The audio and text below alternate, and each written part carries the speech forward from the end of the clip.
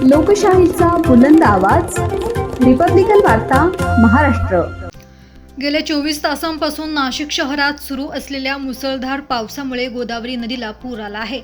शहर आणि परिसरातील लहान मोठ्या नद्या नाले भरभरून वाहत असून त्यांचे पाणी थेट गोदावरी नदीत मिसळत आहे। परिणामी दुतोंड्या मारुती जवळील पाण्याची पातळी कमरेपर्यंत पोहोचली असून रामसेतू पुलाच्या कमानींना पाणी लागले आहे। गोदाघाट परिसरातील व्यावसायिकांच्या टपऱ्या, दुचाकी आणि चारचाकी वाहने पाण्यात अडकली आहेत।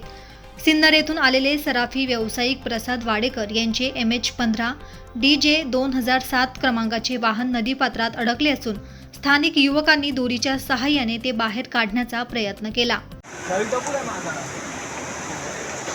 काय झालं? तुमची गाडी होती काय? तुम्ही कुठून आलात? काय?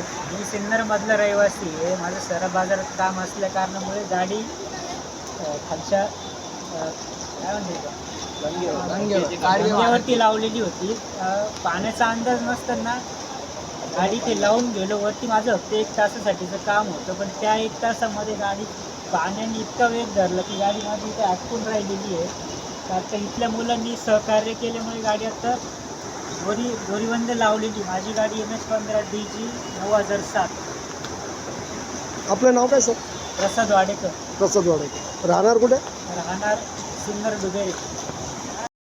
हवामान विभागाने येत्या काही तासात पावसाचा जोर कायम राहण्याचा अंदाज वर्तवला असून अशाच पद्धतीने पावसाचा जोर वाढत राहिल्यास गोदावरी नदीला महापूर येण्याची शक्यता आहे। प्रशासन आणि नागरिकांना सतर्कतेचा इशारा देण्यात आला आहे।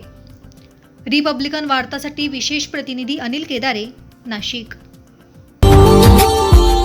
Subscribe now and press the bell icon. Never miss an update.